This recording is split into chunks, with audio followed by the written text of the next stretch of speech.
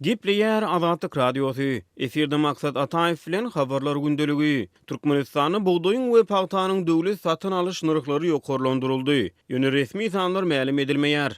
Tadahanyň habar bermegine görä Türkmenistanyň prezidenti Gurbanuly Berdimuhammedow 5-nji oktýabrda karara gol çekip, ýurtda buğdoýyň we pahtanyň döwlet satyn alyş narhyny ýokarlandyrdy. Bu karara gol çekilmegi ýurtda pahta mewsuminiň dowam edýän wagtyna gabat gelýär. Ýöne resmi namada täze bahalaryň 2019-njy ýylyň hasylyny degişlidigi bellenilýär. Galy berse-de pahtanyň we buğdoýyň narhlarynyň ýokarlandyrylýanyny barada resmi karar kabul edilýänine garamazdan Yurdun hökümeti onun jekme-jekligi barada iň azyndan bahalaryň näçe prosent ýokarlandyrylýanlygy hakynda Türkmenistanyň kärenneçi daýhanlaryna maglumat bermeýär. Azatlygyň ýurt içindäki çeşmesi daýhanlaryň arasynda pahtanyň döwlet tarapyndan kesgitlenen täze narhlary boýunça anyk sanlaryň aýdylýanlygyny habar berdi. Çeşme pahtanyň 1 tonnasynyň täze narhy barada takyk sanlar bilen maglumat berdi. Ol pahtanyň 1 tonnasynyň döwlet satyn alyş narhynyň 1400 manat, buğdoýyň döwlet satyn alyş bahasynyň 30% ýokarlandyryljakdygy barada gurrun edilýänligini habar berdi. Ýöne Azatlyk bu maglumatlary ikinji çeşmeye tasdiklady bilmeýär. Resmiler hem täze narhlar boýunça anyk sanlar bilen çykyş etmeýär. Azatlyk bilen atlandyrylmazlyk şertinde söhbetdeş bolan ikinji çeşmämiz pahtanyň we buğdoýyň döwlet satyn alyş narhlarynyň ýokarlandyrylýanlygy barada kararyň kabul edilmegi bilen il arasynda unyň we tekstil önümleriniň döwlet narhlarynyň hem üstümizdäki aýlarda ýokarlandyrylýanlygy barada habarlaryň ýaýraýanlygyny aýtdy. Häzirki wagtda döwlet pahtanyň 1 tonnasy üçin kärenneçilere 1100 manat, buğdoýyň 1 tonnasyna 400 manat töleýär. Ýatladyp geçdik 25-nji sentýabrda Aşgabatda geçirilen halk maslahatynyň 1-nji mejlisinde prezident Berdimuhammedow ýurdun owa hojalyk buğdogy bilen bagly täze teklipleri hödürledi. Hödürlenen 10 maddalyk teklibiň hataryna pahtanyň we buğdoýyň döwlet satyn alyş narhlarynyň ýokarlandyrylmagy, kärenneçilere bölünip berilen ýerleriň 70%-ni gowaçy we buğdoý ekilmegi, galan 30%-ni beýleki owa hojalyk ekinleriniň ekilmegi, düşewünsi daýhan birleşikleriň ekerançylyk ýerlerini ellerinden alyp olaryň has öndürücülükli işecekdigi aýdylýan öndürüjülere 99 ýyl möhlet bilen berilmegi ýaly meseleleri gozgady. Prezident geçen ýylyň dowamynda bir näçe gedek ýurdun owa senagat ulgamyny alınıp barylýan işler bilen bagly öz nägileligini beýan etdi. Şol bir wagtyň özünde ol ýurtda kärenneçi daýhanlar üçin ähli zerur şertleriň döredilendigini, olaryň tohum dökün tehnika we beýleki zerurlyklar bilen dolu üpçün edilýänligini öňe sürýär. Yurt başlygyny geçirilýän maslahatlarda hökümetiň ýurtda azyk howpsuzlygyny döretmek barada tagalla edýänligini aýdýar. Ýöne Azatlygyň habarçylary bilen söhbetdeş bolýan ençeme ýerli ýaşaýjy azyk ýetmezçiliginden aýratynda un, çörek, ösümlük ýagy, şeker, towuk eti we beýleki günnelik haritlaryň gytçylygyndan şikaýet edýärler. 4-nji oktýabrda Azatlyga gelip gowşan täze videoda un we çörek satyn almak üçin ýurdun demirgadygynda ýerleşýän etraplaryň birinäki döwlet dukanynyň öňünde garaşýan yüzlerce adamlık nuwat görkezilýär. Yerli ýaşaýjylar nuwatlara güýç gurluklarynyň gödäwçilik edip başlandygyny gurrun berýärler. Türkmenistan garaşsyzlyk ýyllarynyň iň agyr ykdysady krizislerinden birini başdan geçirýär. Ýöne hökümet resmiýetleri şol sany döwlet ýeçiligindäki köpçülikleýin habar terişdeleri ýurtda dowam edýän ykdysady kynçylyklardan söz açmaýar.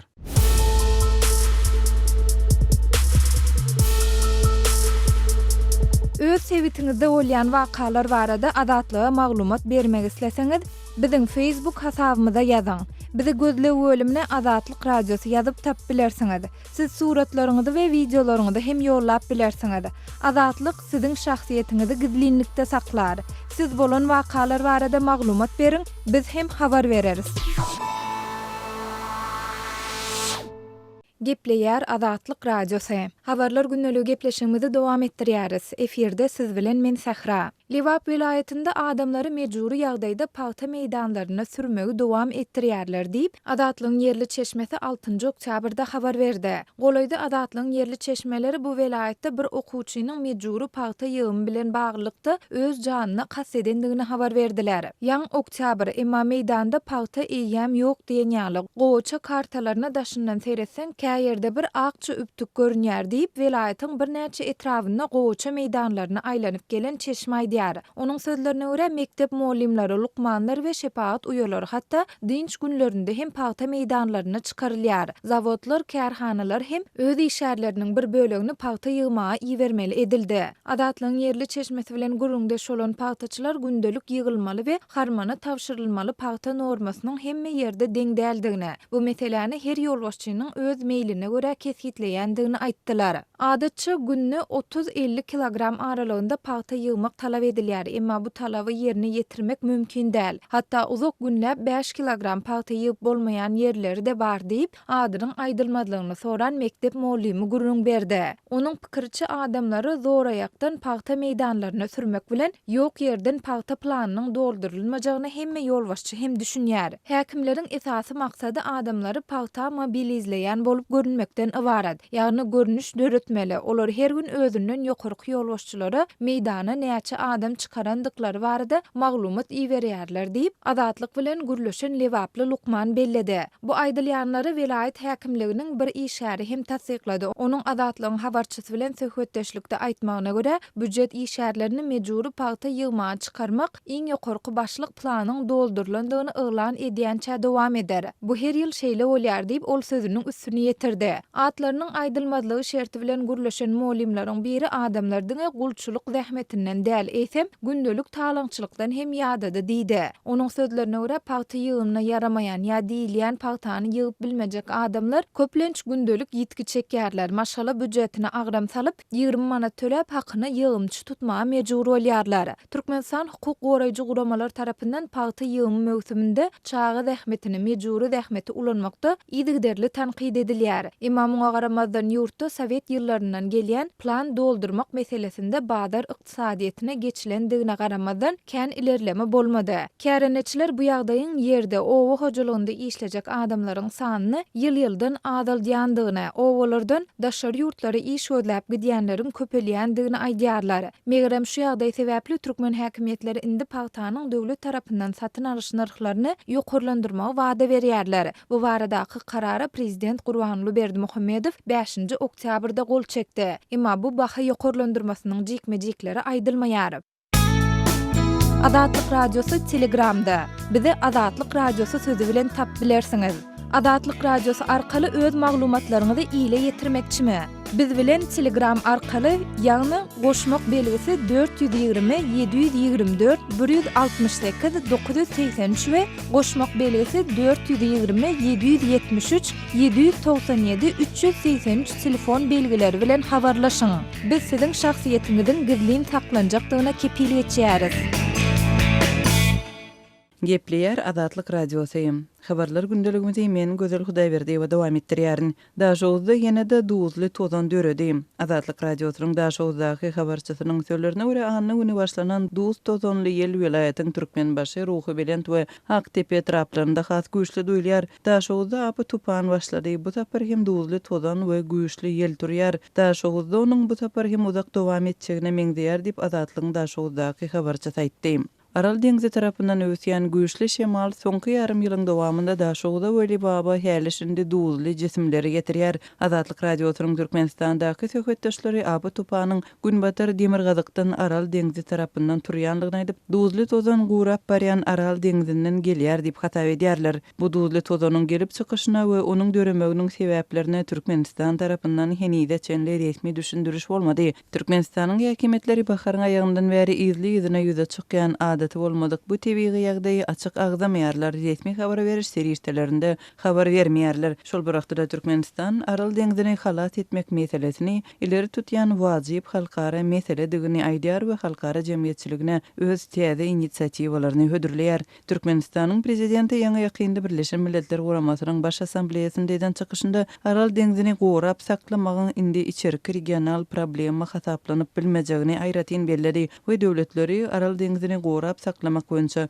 Birleşen Milletler Guramasynyň programmasyny döretmek baradaky öz başlangyçlaryny goldamagy çağırdy. Türkmenistanda ilkinji tek duzly tupan 27-nji maýda döräpdi. Daşowda we Liwapda turan duzly ýel her sekunda 20 metr tizlige ýetdi we bir günden, ýagny 28-nji maýda Aşgabatda baryp ýetdi. Duzly tupan Daşowda 18-nji iýulda ýene gaýtalandy. Emma Türkmenistanda ýüze çökýän tebii hadisalar ýurt resmiýetleri tarapyndan açyk agdalmaýar. Milli habar beriş serýetleri meselelerini gozgamaýar. Türkmen medeniýeti soňky 20 ýyldan gowrak döwrüň dowamında bolan ýer titremeler, suw joşgunlary, sil we ýagyn barada habar bermedi. Diňe şöýleň maý aýyndan beri Türkmenistanda tebii hadisalaryň ençemesi boldy. Güýçli ýagyn zerarly paýtagtyň merkezine suw aldy. Ýani dagdan sil geldi. Ýurdun birnäçe regionlarynda duzly tupan turup ekin meýdanlaryny duz örtdi. Duzly şemal Aşgabatda da ýetdi. Bu tomuz adatdakysyndan has ıssy bolup howa 50 gradusdan esli açdy. Awgustyň 1-nji ýarymynda Türkmenistanyň Demirgazyk welaýatynda turan güýçli ýel Daşowda ýokary voltly tok geçirjileriň we elektrik geçirjileriň sütünlerini ýykdy. Bu tebii ýagdaýlaryň hiç biri barada Türkmen häkimetleri we döwlet media serýetleri habar bermedi. Ilata goranmak boýunça duýduruşlar hem düşündürüşler berilmedi.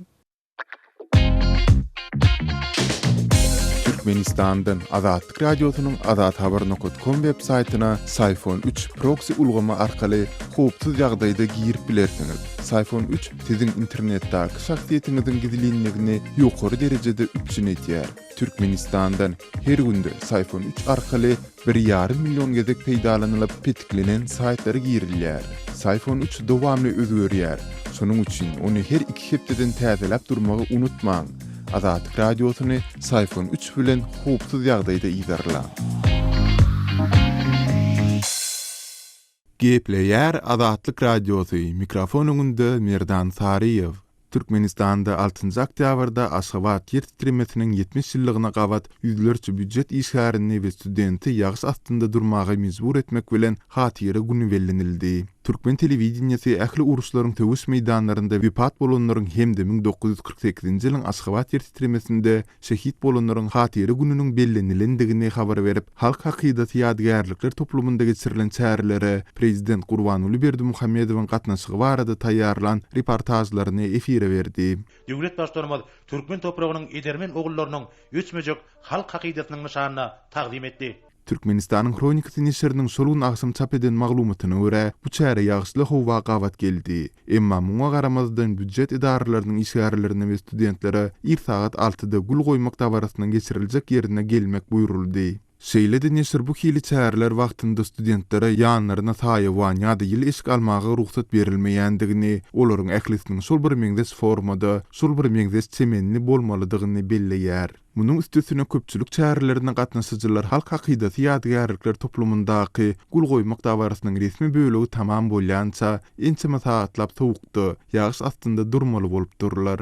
Azatlyň Aşgabatda habarçysynyň tasdiklamagyna görä, bu ýagyş 5-nji oktýabr agşamy başlanyp, ara kesme bilen 22-23 saatlap ýagdy. Türkmen mediýasy hatyr güni münasibetli ýurdun ähli welaýatlarynda sadaka berilendigini habar berýär. Aşgabatda 1948-nji ýylyň 5-nji oktýabryndan 6-njy oktýabryna geçilen giýje bolan ýer tartgynynyň güýji epicentrde Richteriň 12 bally ölçüginde 10 çemesi bolupdyr. Emma ölenleriň sany bir wada aýdylmaýar we soňra 20 çemesi adamyň ölendigi yglan edilýär. Ýöne şaýatlar pidalary eli bilen jaýlanlar bu hadisede azyndan 50 000 adamyň ölendigini çaklaýarlar. Üstünden 70 ýyl geçendigine garamazdan Aşgabat ýer titremesinde anyk näçe adamyň wepat bolandygy, näçe adamyň ýitendigi henide çelniki belli däl. Gepin gerdisine aýdylsa, Türkmenistanda hatyr güni 4 ýyl gowrak ozal ýatyrylmazyndan öň Göktepe galasynyň Rus padşahynyň basywalyjy goşunlarynyň öňünde Sinan gününde galany goroýjylar we Türkmen topragy ugrundaky beýlik töwüşlerde wepat bolanlary ýatlamak, olaryň ruhuny doga dileg etmek üçin 10-njy ýanwarda bellenilýärdi.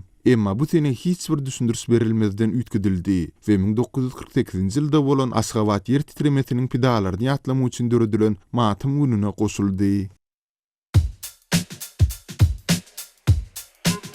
Azatlyk Radiosy YouTube'da Azatlyk Radiosynyň YouTube sahypasy Türkmenistandan, halk içinden habarçylarymyz we okuwçylarymyz tarapyndan iýerilen video ýazgylar arkaly resmi metbuatda beýan edilmeýän halk durmuşynyň öz boluşly bir çeşmet hökmünde döredildi.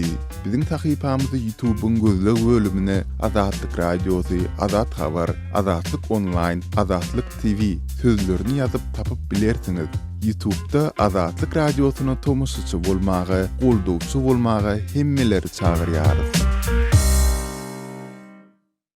Gepleýär Azatlyk Radiosy. Habarlar günneligi gepleşigimizde men Sehra dowam etdirýärin. Türkmenistanda uçur biletlerinin gıtçılığı emele geldi. Häzirki wagt Türkiýe, Belarus, Russiýa ýaly ýurtlara gitmek isleýän raýatlar biletin bahasynyň üstüne para vermäge mejbur bolýarlar. Türkmenistanda bolup geçýän wakalar we täzelikler bilen ýakynyň gyzyklanýan Aşgabatly Synçy Amanmurat Bugaýewiň sözlerine görä, şu günler paýtagtyň Oğuzhan köçesiniň ugrundaky avi biletleriň satylýan edarasynda her gün adından 200-250 adam nowaty durýar. Soru jogap birosuna bar sorusyň. Ýanwaryň 1-nji 10 ullugundan 1-nji ýarmyndan bäri bilet ýok. 100 urunu jogap berýär, onuň adamlar şoň sözünden man nowaty durýarlar. Diýip Bugaýew raýatlary bilet satylýan kasalarda hem şol bir jogabyň gaýtalanýandygyny bellidi. Ýönetinçi bilet nowatyna duran adamlaryň ençemesine salgylanyp, nowat esasynda müşterileri kabul etmeýän käbir kasalaryň biletleri diňe para beren adamlary satýandygyny aýdýar. Belli kasalaryň oňa radio üstü bilen bildirişler müşteri çagyrlanok.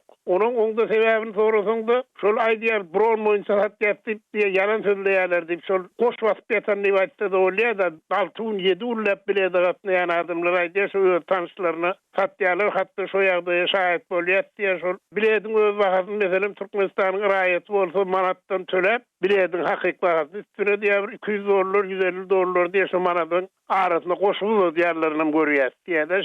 Diýip Synçy Bugaýew bu kasalarda hem biletleriň para beren islenlik müşteri däldi, diňe araçysy ýa-da ýokary idara kärhanalarda tanış bilşi bolan adamlara satylýandygyny ýaşaýjylara talgylanyp aýdýar. Azatlyk Radiosynyň Aşgabatdaky beýleki bir habarçysy hem bu maglumatlary tassyklap, döwlet maslahatlarynda biletleri online satmak barada ýygyderli gurrun edilse-de, hatda onu plastik bank kartlary arkaly hem satyn alyp bolmaýandygyna ünsü çekýär. Bileti diňe onuň bahasyny nagt görnüşinde töläninde satyn alyp bolýar. Diňe tanış bilşiň bolanda satyn alyp bolýar. Üstesine de bilediň bahasyndan başga-da 1000 manat para vermeli diýip, howpsuzlyk ýagdaýlary sebäpli adynyň eferde atlandyrylmasydygyny soran Aşgabatly habarçymyz bellidi. Häzirki wagt araçysy bolmadyk ýa-da bilediň bahasyndan başga goşmaçy çykdyjy edip para vermäge maliýet aýdan guruç çatmaýan türkmenistanlylaryň, hususan da daşary ýurtlara okumaga gitmek isleýän ýaşlaryň türkmen häkimetlerine goşmaçy uçur reislerini girdmek hem haýyş edendigi, emma resmiýetiň muňa oňoýly jogap bermendigi aýdylýar. Türkmenistanyň prezidenti Gurbanuly Berdimuhammedow 14-nji sentýabrda täze 4 sany Boeing uçuryny satyn almak baradaky karara gol çekdi. Ýöne 3 sanyny Boeing 737 Max 7 kysymly beýleki bir sanyny bolsa, wajyp uçuşlar üçin niýetlenen bu uçurlaryň haçandan başlap we haýsy uçuşlarda ulanyljakdygy barada hiç zat aýdylmady. Türkmenistanyň hökümeti Türkmen howa ýollarynyň uçur biletlerini internet arkaly satmak we bronlamak usulyny girdmek meselesine 2011-nji ýylyň fevral aýyndan bäri garap gelýär. Geçen ýylyň iýun aýynda Türkmen prezidentiniň avia biletleriň internet arkaly satylmagy baradaky teklifi goldandygyny Türkmen mediýasy habar beripdi. Emma aradan bir ýyldan gowrak wagtyň geçendigine garamadan Türkmen häkimetleri bu mesele boýunça alınıp barlayan işler barada häzirlikçe maglumat bermän gelýärler. Şol bir wagtyň özünde de ýurtda Türkmen howa ýollary gullugynyň avia bilet satyljak internet saýtynyň kadaly işlemeýändigini hem yerli synçylar we ýaşaýjylar aýdýarlar. Hormatly radio dinleyijiler, Azatlyk Radiosynyň gepleşikleri Aşgabat wagty bilen saat 7 bilen 9 aralygynda gysga tolkunlaryň 11850 we 15255 ýyglyklarynda efire çykar. Satelit arkaly efire berilýän gepleşiklerimiz bolsa, öňkü tertibinde dinläp bolar.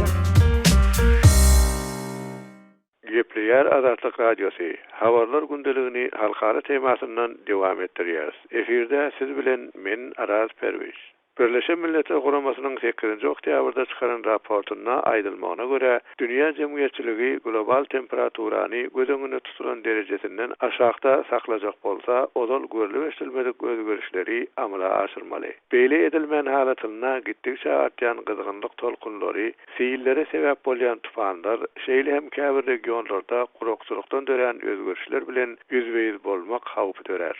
BMG'nin klimat özgörüşi baradaki halkara komissiyasi IPCC raportunu çıkarmağı münasibetli eden beyanatında yer şarının temperaturasynyň artmagyny 2015-nji ýylda Paris aralaşygyna göz öňüne tutulan 2 gradusdan dälle diňe 1,5 gradusdan geçirmän saklamak adamlara we tebii ekosistemasyna göz görtele behbitli bolar diýdi. IPCC'nin raportunda bellenmegine göre häzirki ýyllyk derejesini nazara alanyňda dünýäniň temperaturasynyň 2030-njy we 2052-nji ýyllaryň aralygyna 1,5 gradus artmagy mümkin. Maksat edilen 2 gradusy däl 1,5 gradusy saklap bolsa 2100-nji ýyla çelli deňiz suwlarynyň derejesi 0,1 metr artar diýilip pasabatda aýdylýar. Bu bolsa deňiz kenarlaryna, adalarda we derýalaryň deltalaryna ýaşaýan ilata klimat özgörmesine uygunlaşmaga bir fursat bolar. Temperatura derejesini aşaklatmak şol bir wagtda da canly jandarlaryň görnüşleriniň azalmagynyň, olaryň ýok bolup gitmeginiň, şeýle hem ýer ýüzüne, arasta suwa we kenarlaryň ekosistemasyna ýetjek ziýanlaryň öňüne alar. Ýyllygyň bir bölejigi de mühim rol oýnaýar. Aýratynda 1,5 gradus ýa onuň artmagy käbir ekosistemalaryň ýogalmagy ýaly soňra düzelip bolmajak uzak möhletli üýtgemeler bilen baglanşykly diýip BMG'nin klimat özgörüşi baradaky halkara komissiýasynyň iş toparına ýol başçylyk eden Otto Pörtner aýdýar. Komissiya hasabat işini jemlemek we hökümetleriň haýyşy boýunça global ýyllygy 1,5 gradusda çäklendirmegiň ähmiýeti we ony amala aşyryp boljakdygy ýa bolmajakdygy hakda pikir alşmak maksady bilen öten hepde Günörte Koreýanyň Incheon şäherine duşuşdy. Hasabata 2015-nji ýylda Parisde gelinen alalaşygy amala aşyrmak hakda hökümetlere almy taýdan ýol görkeziji diýilip garalýar. Ýyllygy 1,5 gradusda saklamak üçin adamlar tarapyndan döredilýän kömür turşu gazynyň 2030-njy ýyla çelli 45% çemesi azaldylmagy zarur. Hasabatda bellenmegine göre 2050-nji ýyla çelli dünýäde sarf edilýän elektrik togynyň 70-85% gaýtadan dikeldik bolýan energiýadan üpsün edilmeli.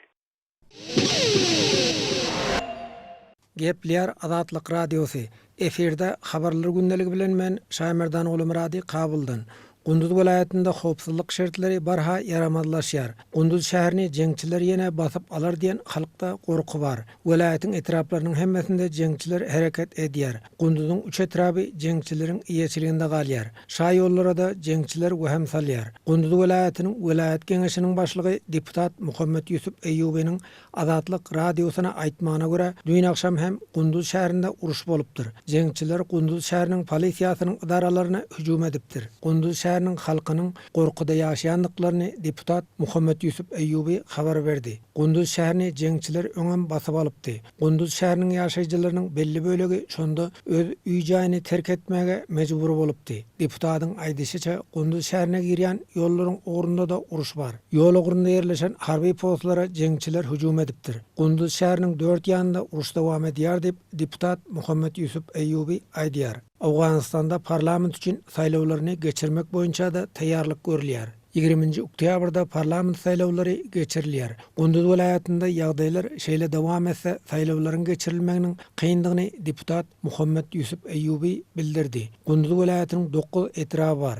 3 etrapyň 90%dan köpregine Taliban ýaraglary kontrollyk edýär. 3 etrap bolsa dollygyna Talibanyň ýeçiligindedir. Galan 3 etrapyň territoriýasynyň 60%-ynda jeňçiler hereket edýär. Gunduz şäheriniň daşduwerine de jeňçiler häkimdir. Böyle ýagdaýda saýlawlaryň geçirilmegi kyn bolar diýip deputat Muhammed Yusuf Eyyubi belledi. Parlament saýlawlaryna Gunduz vilayetinden türkmenlerden hem 5 adam öz kandidaturasyny hödürledi. Türkmen kandidatlar hem öz saýlaw kampaniýalaryny geçirýändiklaryny aýdýarlar. Emma deputat Muhammed Yusuf Eyyubiň aýdyşyna garanda Gunduz vilayetinde türkmen owlarynyň aglabasy jeňçileriň ýeçiligindedir. Şonuň üçin Gunduzda ýekece türkmen kandidatyň hem saýlawlarda ýeňiş gazanjakdygy alla gumanadyr. Çünki türkmenleriň goýçun bolup ýaşaýan Galaýdal etrapynda diňe 3 oba Erbeki atly ýeraglylar gözegçilik edýär. Qalaydal etrafynyň territoriýasynyň 95%-ynda we beýleki etraplaryň hem türkmen owalarynda saýlawlaryň geçirilmegine